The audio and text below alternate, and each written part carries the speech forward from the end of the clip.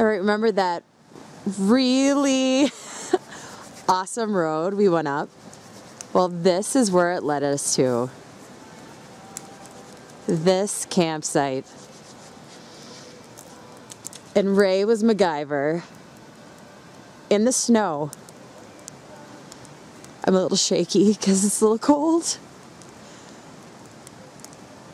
Here we are. Dinner time! Dinner time! So we're going to make mountain pasta. Well, all you need for mountain pasta is pretty much the same you need for any pasta or bolognese. But you need to be in the mountains. You need to have snow. Let's go over the ingredients. Canned tomatoes, canned tomato sauce, and canned tomato paste. Exciting. You can use any tomato sauce you want, but we're using cheap stuff because we're on a budget. 1 pound of premium ground beef, top of the line, 85.15, needs some fat content in there. A piece of pepperoni, don't forget to take the skin off, otherwise it will be rather chewy. We like our spicy, a couple of jalapenos. Half an onion, preferably sweet, Vidalia, Walla Walla, anything you want. 5 cloves of garlic, don't skimp on the garlic, it's Italian. Big pan, nice spatula.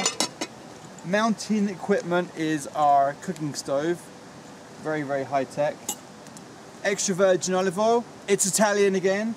And not forgetting box wine. Need a little bit of box wine, red wine, in the pasta, and a little bit in the glass for me.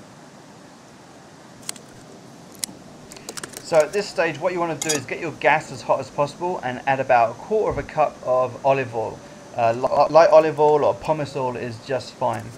Move on to your onions. Now I like my onions finely diced. You can of course do a rough dice, large dice, or even slice.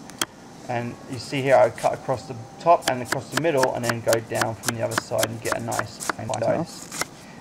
Garlic, I like my garlic sliced. You can of course do fine dice. I like to have large chunks of garlic in my pasta sauce so you can bite into it and get a little burst of garlic.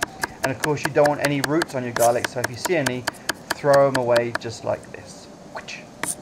Next is your jalapenos. If you want spice, leave the membrane and the seeds in. If not, take the membranes and the seeds out or eliminate the jalapenos completely.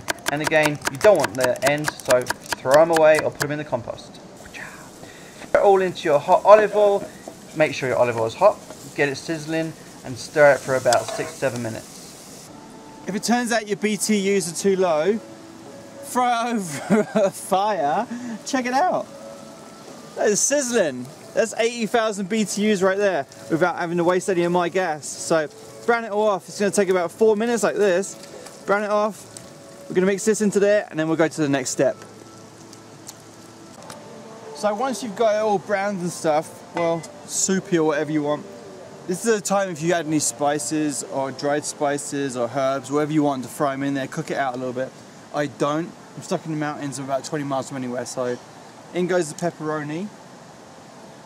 And then also at this point, I'm going to put in about 1/4 cup of red wine. Okay, and that's all you need to add. If you're doing a bigger batch, 1/2 cup is good. You can just cook it out a little bit. You don't want that raw alcohol flavor in there. So I'm going to cook it out for about 10 minutes. And then we'll add the rest of it and just let it simmer. After that, it's just waiting for it to be done and enjoying it with your pasta. Check it out.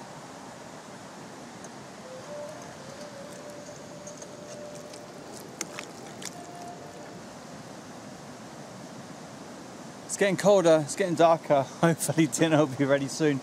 All right, so it's at this stage right now. Come have a look. Well, it's boiling away. We've had it cooking about 15 minutes. The pepperoni started to soften up. The red wine is dissipating. And then this is the last stage.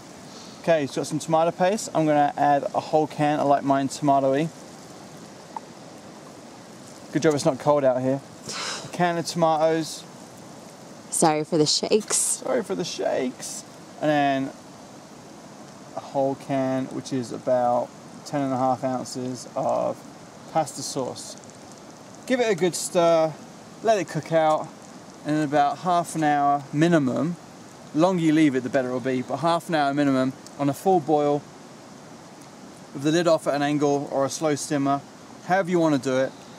It'll be absolutely fantastic. Don't forget to test the seasoning at the end, salt and pepper. We add a little bit of ketchup, but that's our secret, so don't tell anyone. Actually, it's Alyssa's secret. And tonight's pasta of choice, because of Alyssa chose it, it's little pasta shells.